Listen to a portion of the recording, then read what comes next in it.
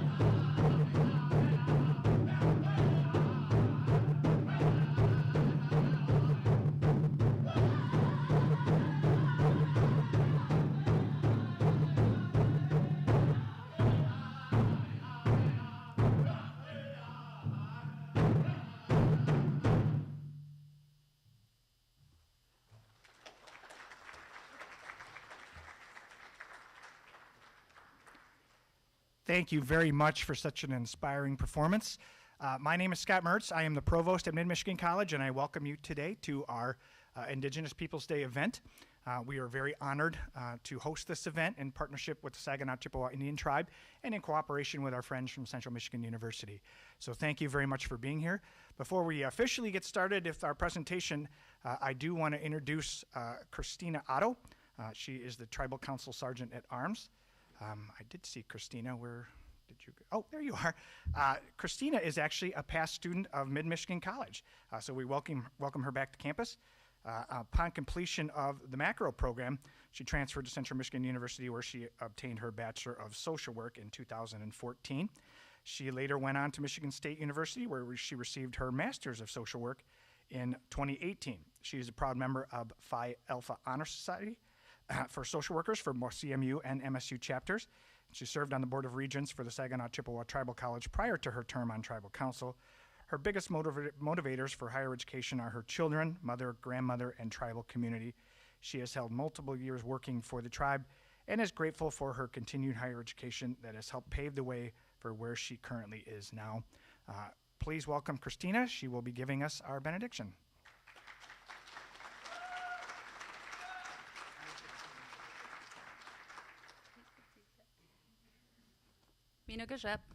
Good morning. Gibijayek, thank you all for coming. I'll be saying the Ojibwe morning prayer in our beautiful Anishinaabe Moan. Miigwech nimishomis ogi voasi ajang nangam. Miigwech endikid nangam gijagat. Wewane je mano gonabamak. Migwe je bamadzid. Minawa wewane je ganonak. Miigwech gie, skikamakwe, ogi mijang bamadzawin, minawa mijim, ogi mijang nabish, ogi mijang wejnik, minawa ogi mijang nasewan. Sema nabagna wabanang jawanang, epingishmak, minawa gewinang. Miigwech minobamadzawin, minawa miigwech kinigego enjishin. Miigwech nimishomas. So in translation, that is, thank you, Grandfather, for shining on us today. I say thank you for this day, that I will look upon everyone and that I will take to everyone in a good way. Thank you to the Mother Earth for giving us life and food, for giving us water, for giving us the animals, and for the air that we breathe. I offer my tobacco in the 4 directions, east, south, west, and north. Thank you for our good life and everything that is good. Thank you, Grandfather.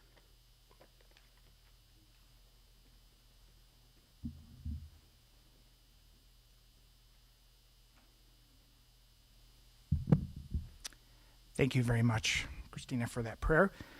Indigenous Peoples Day is celebrated on the second Monday of October. It recognizes the lasting impacts of colonialization on Indigenous peoples across the United States and helps to foster understanding, recognition, and mutual respect between the Indigenous and non-Indigenous peoples.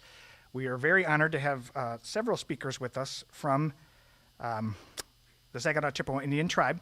And first up, I would like to introduce is Luke Sprague. He is the sub-chief, as I understand it, of the Saginaw Chippewa Indian Tribe. He's a graduate of the Saginaw Chippewa Tribal College, receiving his associate's degree in liberal arts in the spring of 2017, and also a graduate of Central Michigan University, receiving his bachelor's degree in the summer of 2020. Received a master's of science in administration in the spring of 2023, and has been working for the tribe for over 13 years, with 2 of those years as a tribal council member. Currently, the tribal sub-chief for the 2023 through 25 term. He's also the father of 3, so a very busy individual, and between all of them, between the ages of 6 and 16. Aside from spending most of his time with his kids, and the rest of his time is spent with various athletic hobbies. So please join me in welcoming Sub-Chief Luke Sprague.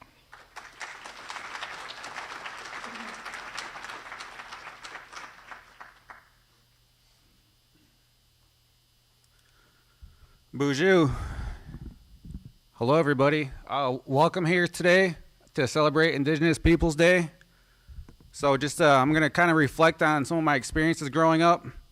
I was born in the 80s and grew up in the 90s, and I'll just let you know, back in the 90s, days like this, it wasn't reality to us yet as people. You know, we were kind of more of a mascot, back in the day, and it wasn't that cool to be a Native American. We were still kind of rebuilding our people, our tradition, our culture.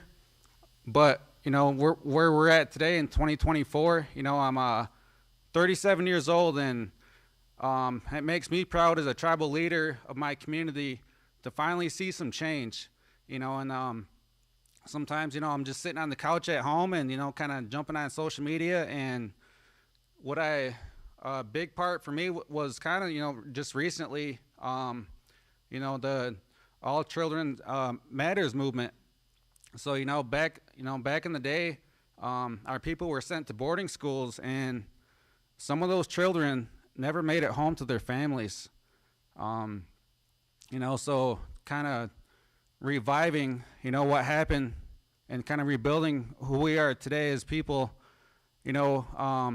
What we do for the local economy here in Mount Pleasant and mid-Michigan, has made a significant impact on our infrastructure and also our programs and services in the educational system, and just our local economy as a whole.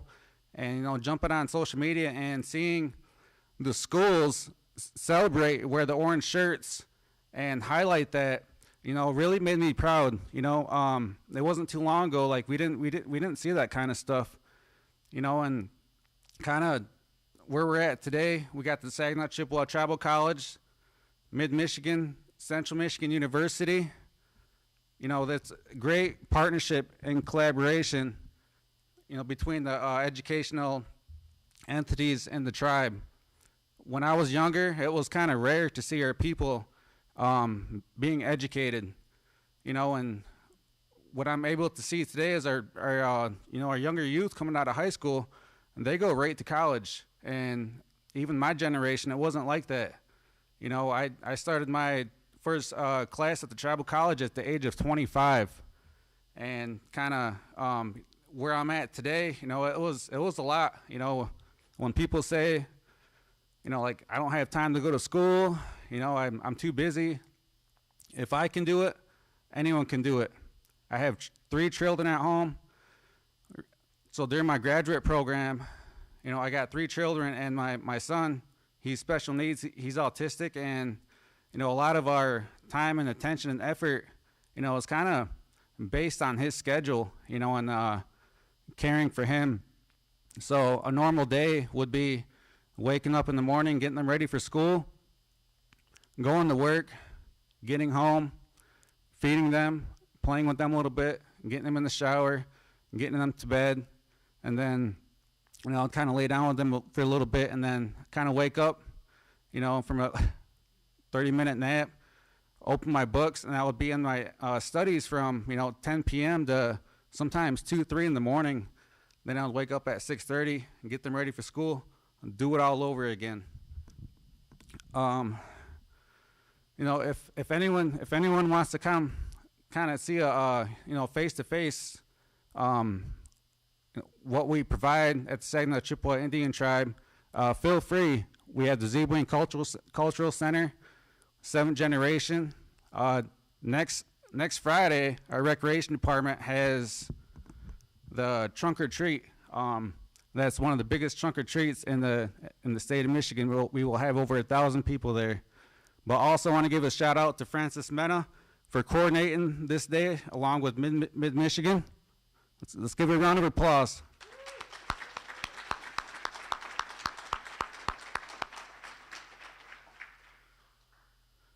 So also we have a great demonstration here from our keynote, Lisa Kennedy, and just welcome everybody today, and enjoy the rest of your day. Chimigwech.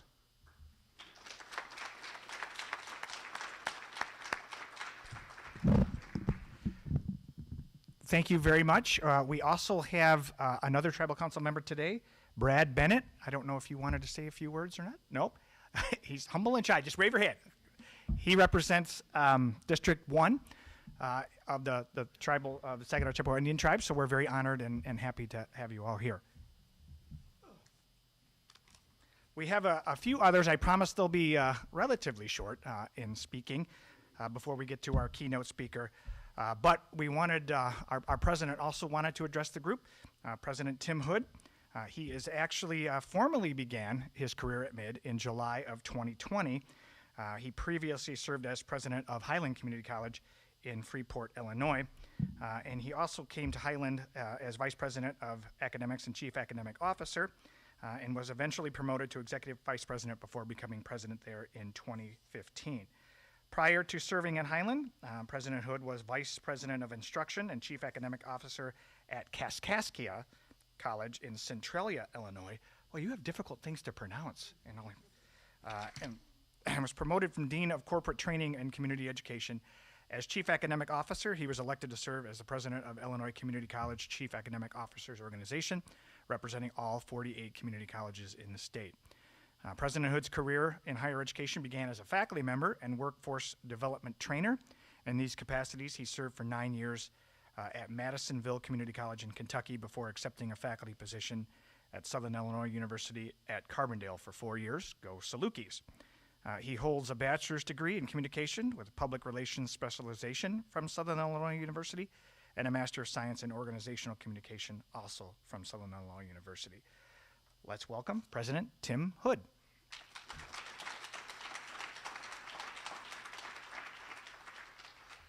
Thank you, Provost Mertz, and thank you to all of you for being here for this very special day. We've come to appreciate and respect the camaraderie and the stories and the history that we share here. It's such an important collection of fabrics of culture that come together in mid-Michigan. And by the way, Kaskaskia College is another indigenous peoples tribe, the Kaskaskia River in south central Illinois, and that tribe share that name.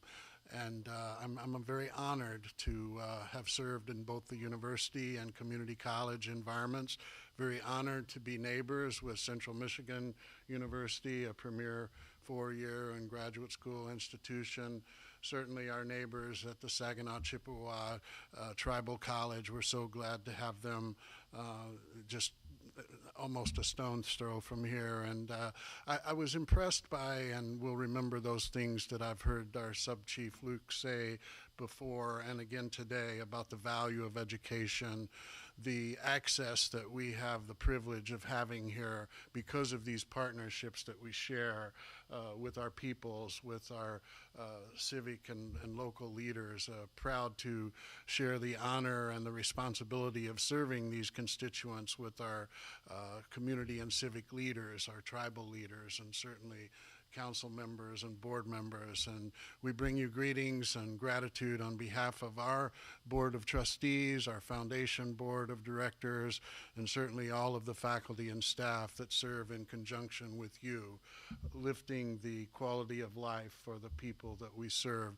in mid-Michigan. It's a beautiful place to live, it's a beautiful place to learn, and we need to learn more about Indigenous peoples and the history that is here, that so many things would not be here if it wasn't for that history and these people with whom we share this land.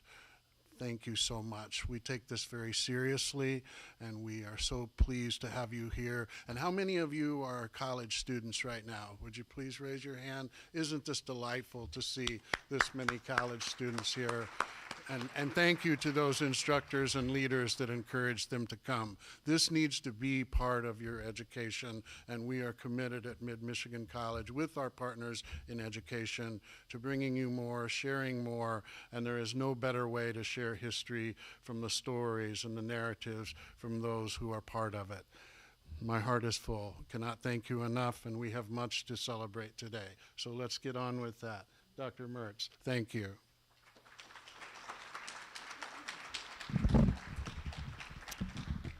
Thank you, President Hood. We would be remiss if we did not recognize and acknowledge our partnership with Central Michigan University, who have been great partners with Mid-Michigan College for a number of years. And with us today is Dr. Shauna Patterson-Stevens. She serves as Vice President for Inclusion, Excellence, and Belonging at Central Michigan University, where she offers leadership within the Office for Institutional Diversity, Equity, and Inclusion. She earned her PhD from Florida State University. Wow, rough seasons. While studying higher education, she earned her master's degree in Student Affairs Administration from Michigan State University and graduated from CMU with her bachelor's while majoring in sociology. She returns to CMU after most recently serving as Associate Vice Chancellor of Student Affairs and the Director of the Office of Inclusion and Intercultural Relations at the University of Illinois at Urbana-Champaign. Go Illini. Dr. Patterson-Stevens dedicated her career to studying and creating more equitable systems for people from all avenues of life. She works towards creating an environment both on campus and in the surrounding community with the aim of ensuring everyone achieves their true potential. Dr. Patterson-Stevens serves on the Board of Directors from Central Michigan University's Research Corporation, is a member of the CMU Black Alumni Advisory Board, and is the Executive Treasurer of the Dr. Melvin C. Terrell Education Foundation, Incorporated. Shauna is an active member of the Alpha Kappa Alpha Sorority Incorporated, the Lynx Incorporated, the NAACP, and the National Council for Negro Women and Jack and Jill of America Incorporated. Dr. Patterson-Stevens is an active scholar and researcher, recently published Advancing Inclusion, Excellence in Higher Education, Practical Approaches to Promoting Diversity, Equity, Inclusion, and Belonging, alongside several esteemed scholars in higher education. In her spare time, although it doesn't sound like you really have a whole lot, Shauna makes space to practice yoga, paint, sew, croquet, and enhance her photography skills. She is an avid traveler and hopes to visit several countries in the near future. Dr. Patterson-Stevens is also a podcast co-host and currently writing a fictional novel. Wow. Welcome, Dr. Shauna Patterson-Stevens.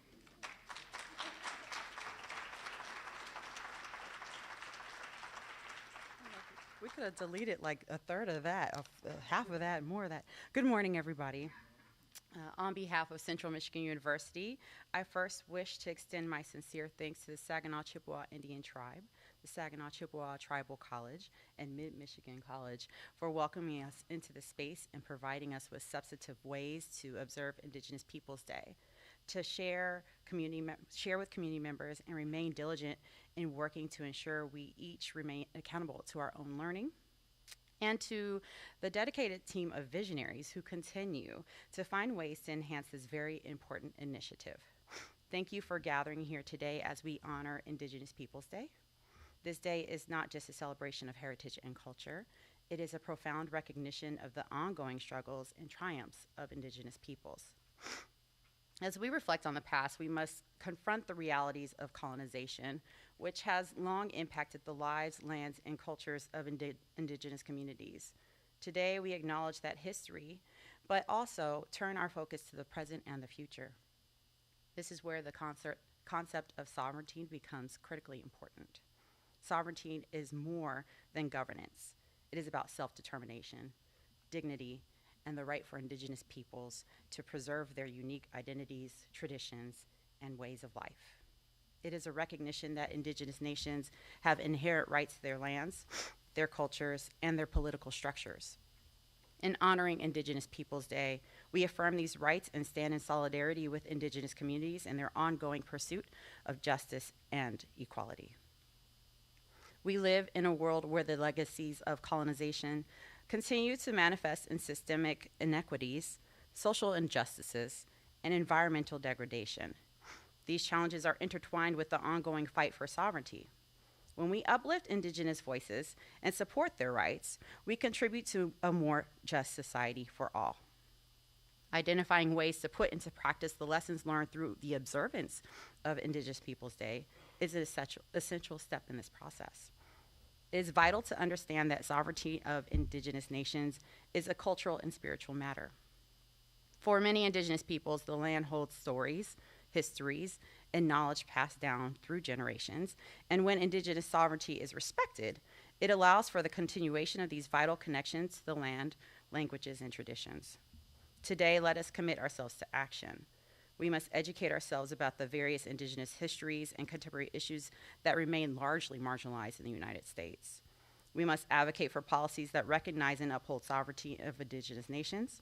This includes supporting treaties, attending to the reasons why Native women continue to be disproportionately represented among missing and murdered women, be mindful about preservation and research practices, land restitution, and efforts to protect sacred sites. As we celebrate Indigenous Peoples Day, let us honor the past, engage with the present, and build a future rooted in respect and justice. Together, we can create a world where Indigenous peoples are empowered to thrive and where sovereignty is recognized and respected by all. Miigwech.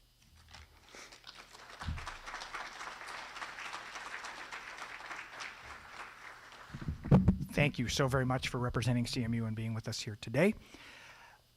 Now, it gives me great pleasure and an honor to introduce our keynote speaker. But before I do that, anybody that knows me, okay, so raise your hand if you know me at all.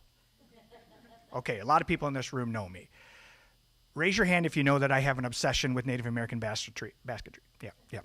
So just to make it clear, there's a couple different collections here. The ones in the back are for sale, and several of them will end up in the ones in the front, which is my collection here. So these are not for sale. Those are for sale. Some of those will soon be here. But this is, as a committee, we planned this as a committee, and we really wanted to take a deeper cultural dive into basket making and how important it is as a tradition. So we are extremely fortunate to have 4 really world-class basket makers on our site today with us to both discuss this and demo it for us and in cooperation with us. So it gives me great pleasure to introduce our keynote, Lisa Kennedy, also known as Wagash Kwe, or Fox Woman. I got that. Okay, great. Born in 1971, she is an artist whose work spans an array of mediums, including black ash basketry, seed bead applique, quill work, fabric applique, and leather work. Born and raised in Mount Pleasant, a member of the Saginaw Chippewa Indian tribe, she draws upon her rich cultural heritage and ancestral traditions to inform her artistic expression. Wagush Kwe is deeply committed to exploring themes of identity, community, and the natural world through her diverse traditional and contemporary creations. From an early age, she drew inspiration from the stories and artistic traditions of her ancestors and honed her skills under the mentorships of various artists within the Anishinaabe community. embracing the teachings and philosophies passed down through generations. Her ability to infuse traditional techniques with contemporary practices has garnered her recognition throughout Turtle Island. In her artwork, she seamlessly blends traditional materials and modern techniques to create one-of-a-kind pieces. The fusion not only honors Anishinaabe culture, but also pushes the boundaries of traditional artistic expression. Her distinctive style emphasizes the connection between the past and the present, intertwining personal and collective narratives. Please join me in welcoming Lisa Kennedy, Wagush Kauai.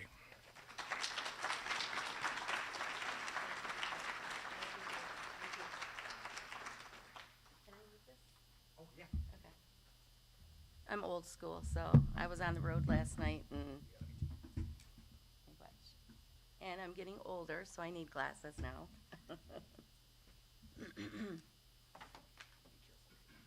Sure. All right, well, welcome.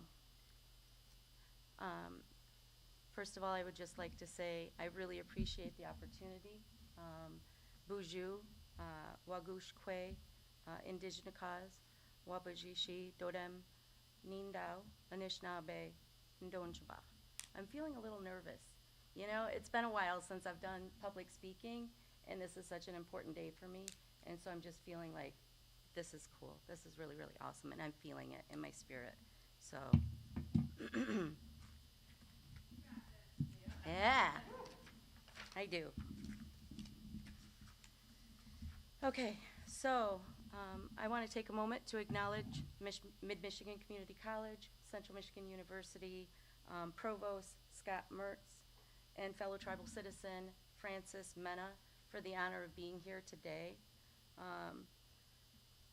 Also, I want to acknowledge fellow council members who came to share some important words with us today. But most importantly, I want to acknowledge some dear people in our lives.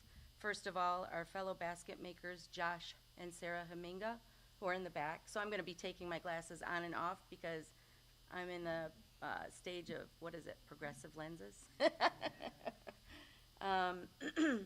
They are basket makers. They're dear friends of ours and are known for their black ash basket making under the name From Log to Baskets. Also joining us today is Ron and Molly Pocken. They are our mentors.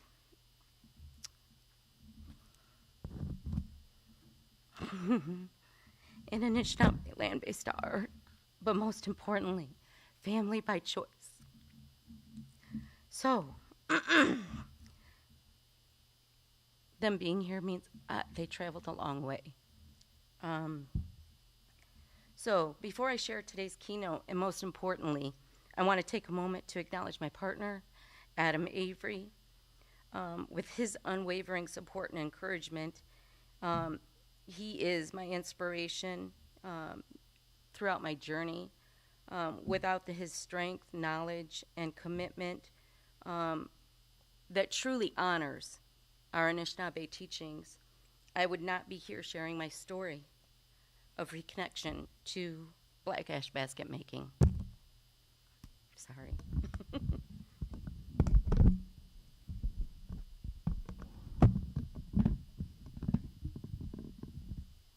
So, with that being said, I just want to say thank you for your generosity of heart, Adam. Oh.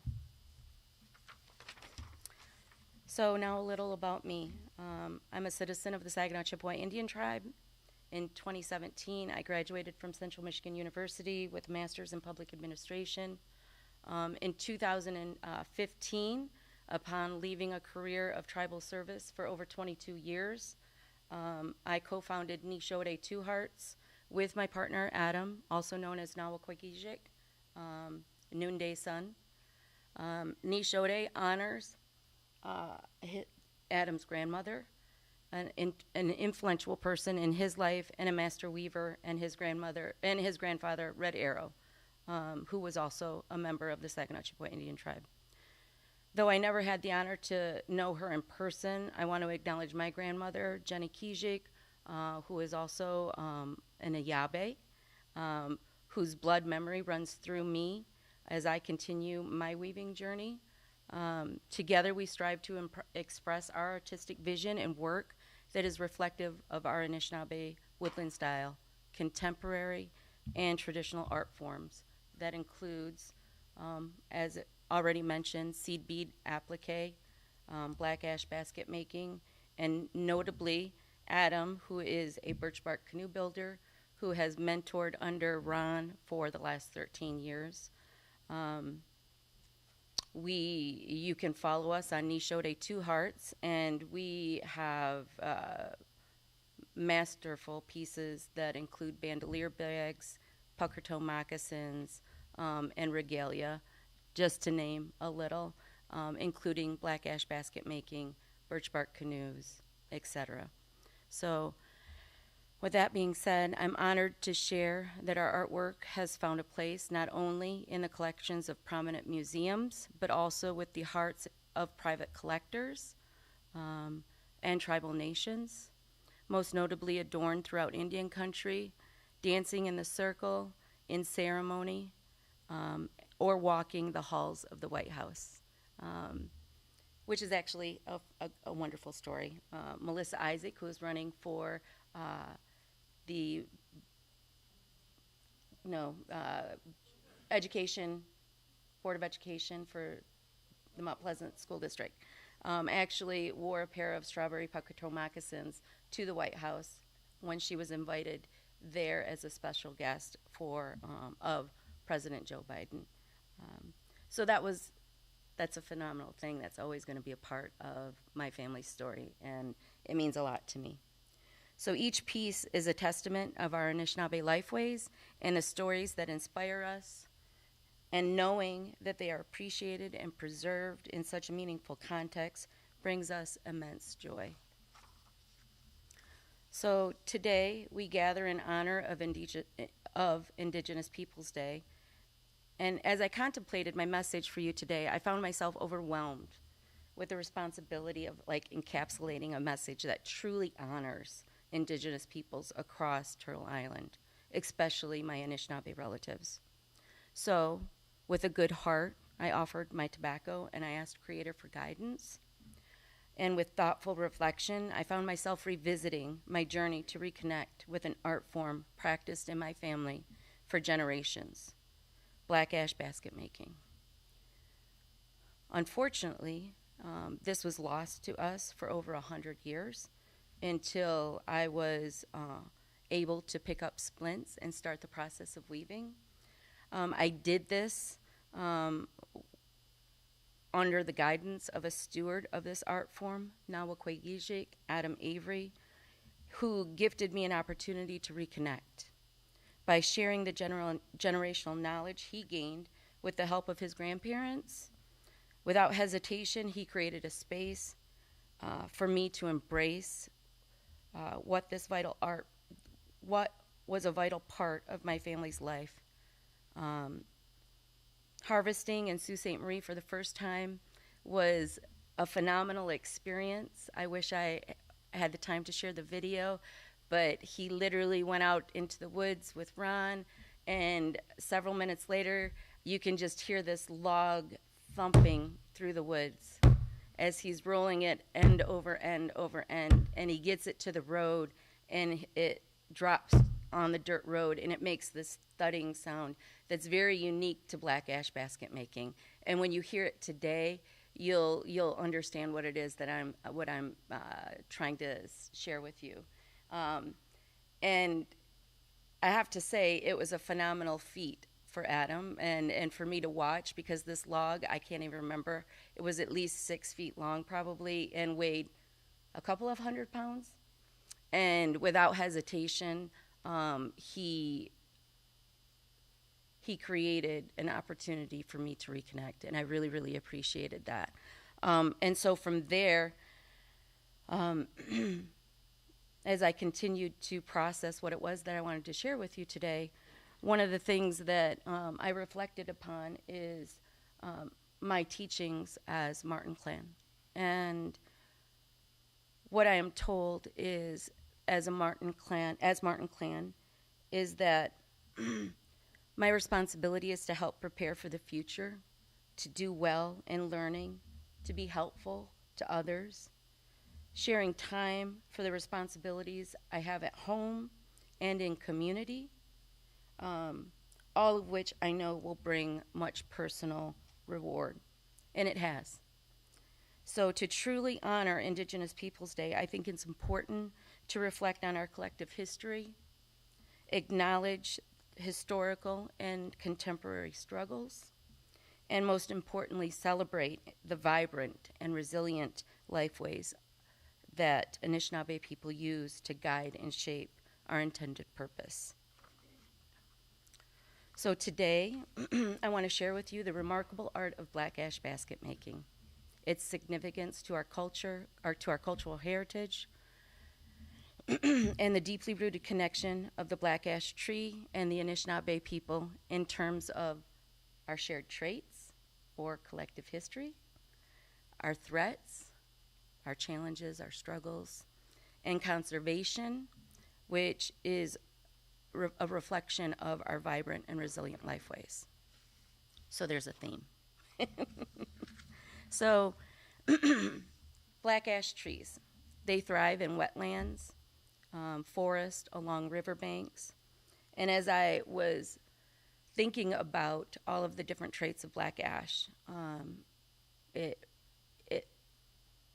put me in a space where I started to think about how that was relatable to us as Anishinaabe. And so one of the first things I thought was our connection to Mother Earth, specifically the Great Lakes Territory, which we call home. Other traits for the black ash tree include the number of leaves, which vary from 7 to 11 leaflets. There are several varieties of ash trees, of which black ash has 9 leaves.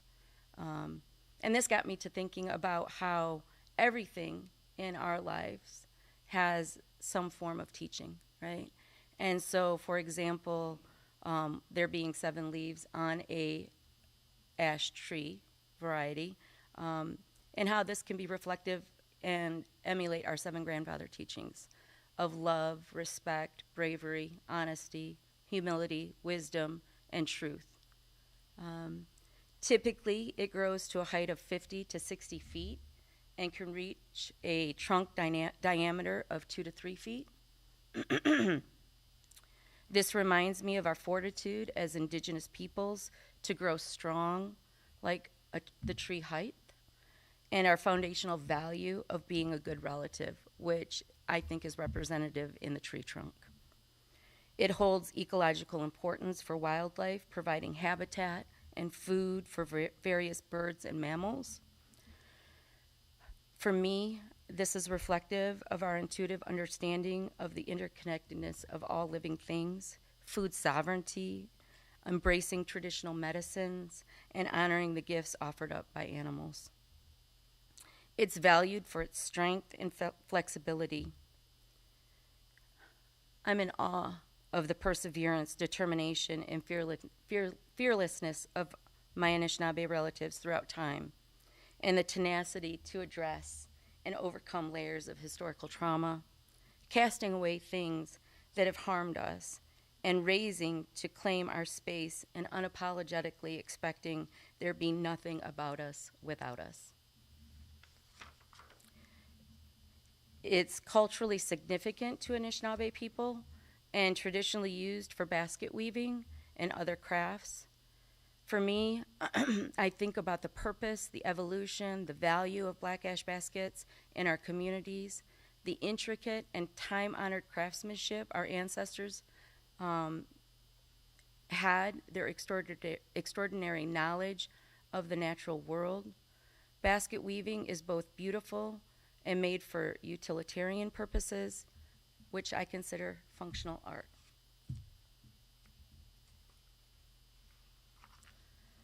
Sadly, there are threats or struggles. The state of the black ash tree is at a crossroads due to the emerald ash borer, an invasive insect which has devastated the ash population across North America. The pest is responsible for significant tree mortality, poses a serious risk to the species' survival.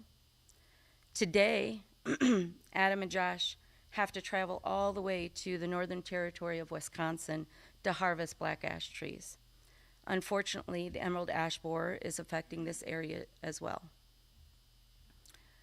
So, this got me thinking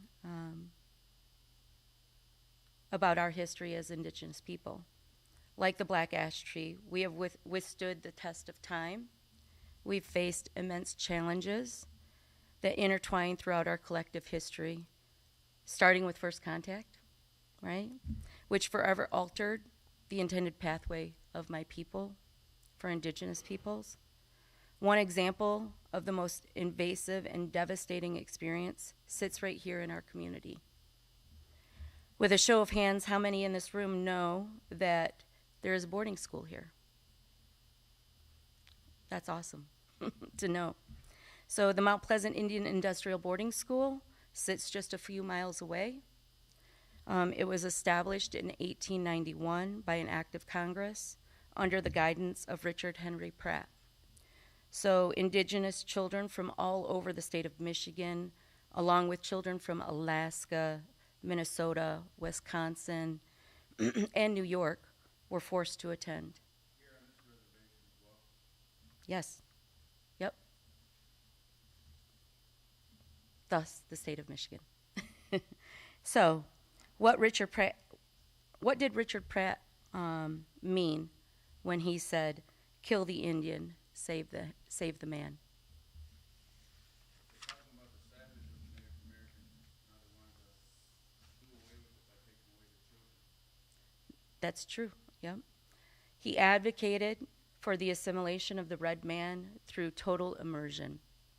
His goal was to systematically strip away any trace of tribal culture and to train us to become useful in America.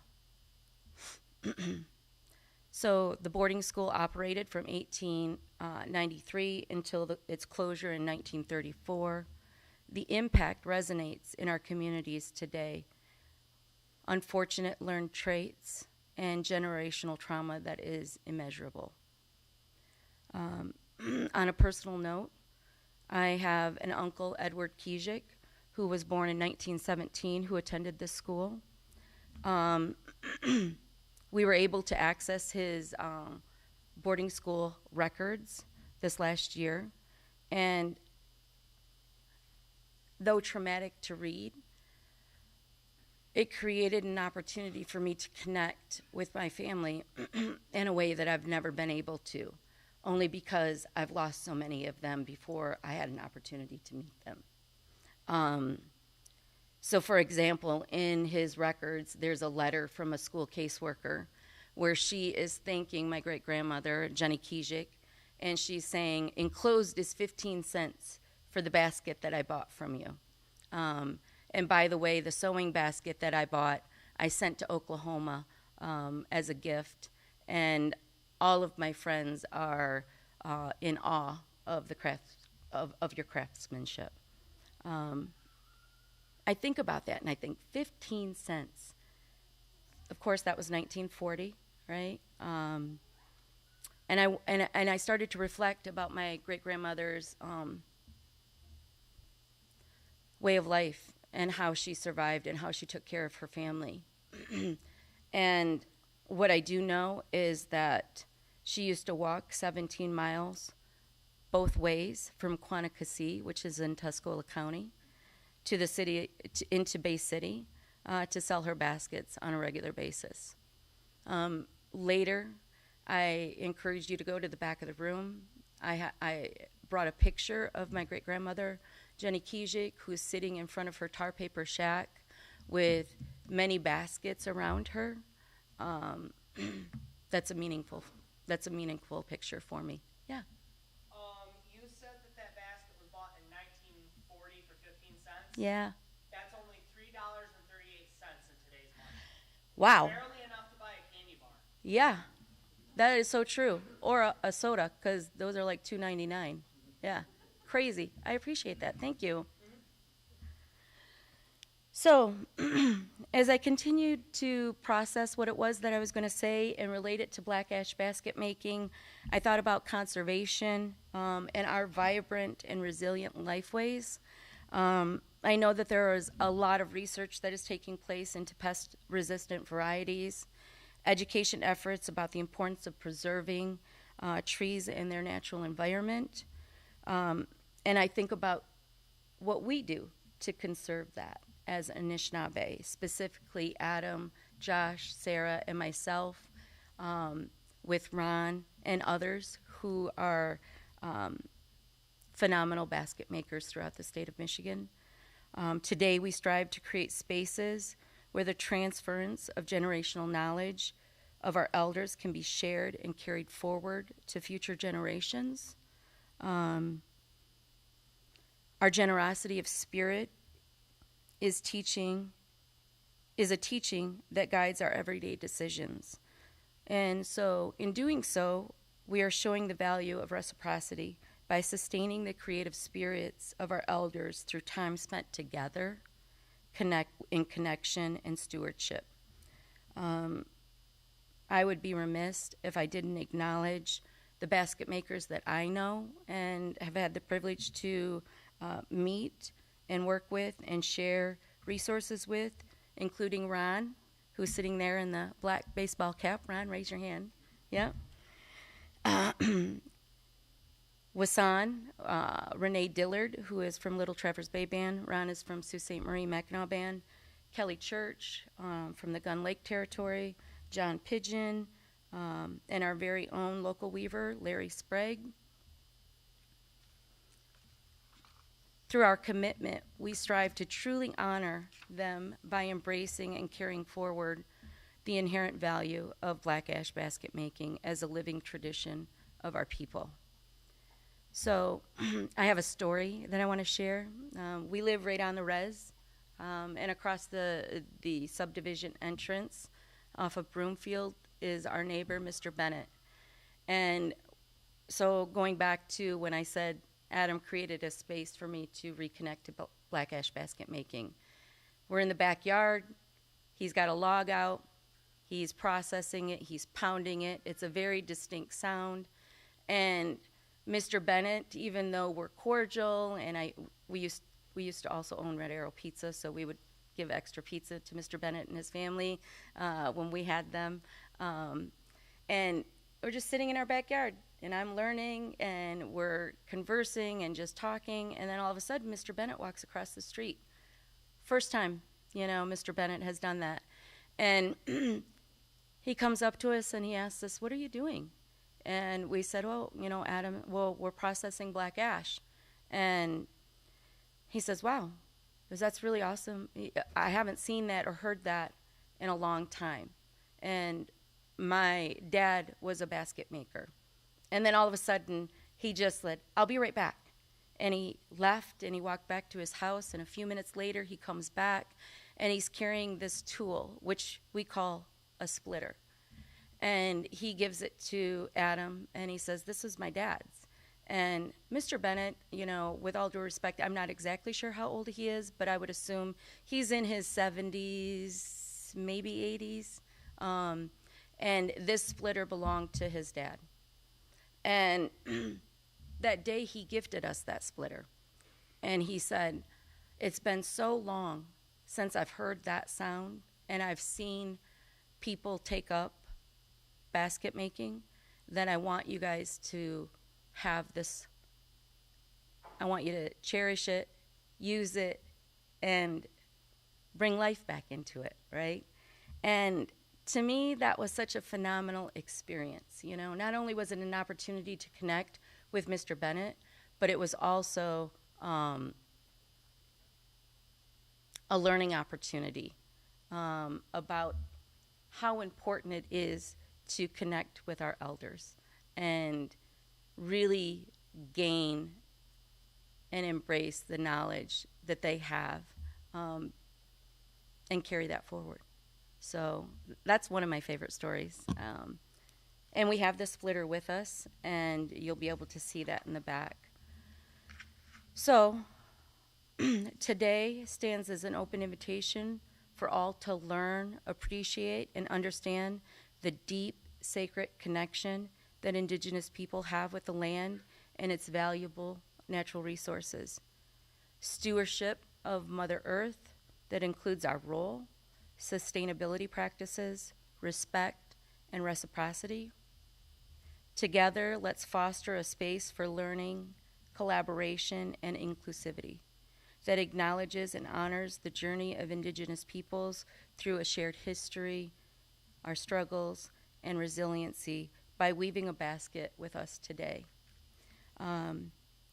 So, setting a bottom with the strength of a black ash splint, positioning the uprights for integrity, weaving splints in and out to show interconnectedness, adding a rim with sweetgrass for protection, fortifying it with ears, handles, or decorative curls, tops, to give it purpose, and to adorn it with the beauty of colorful splints, ribbon, a cherished material, also called curls, of black ash basket makers, which for me is reflective of the value that I hold for all of my teachers.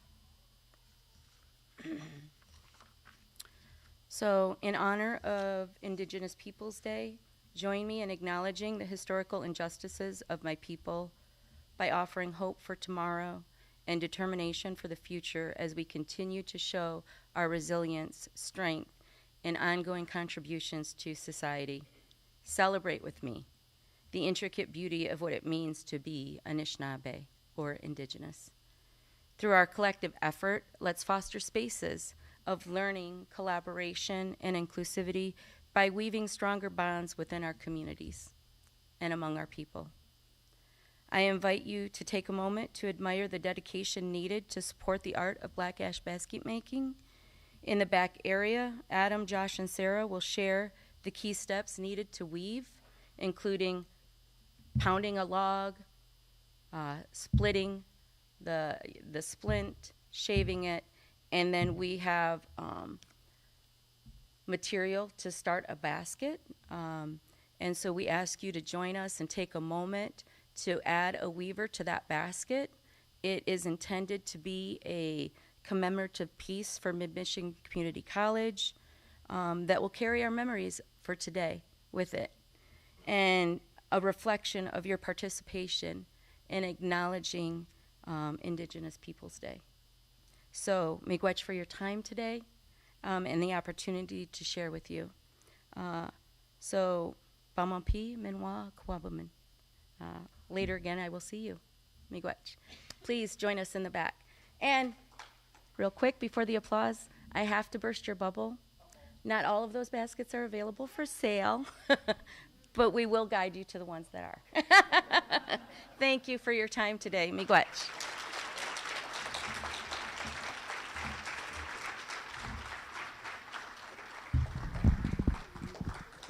Thank you very much, Lisa. We are adjourning to the back of the room. Please feel free. This is a participatory event, so please come back and join us. Like I said, we have 4 amazing artists back there to show us how to do it, and please join us.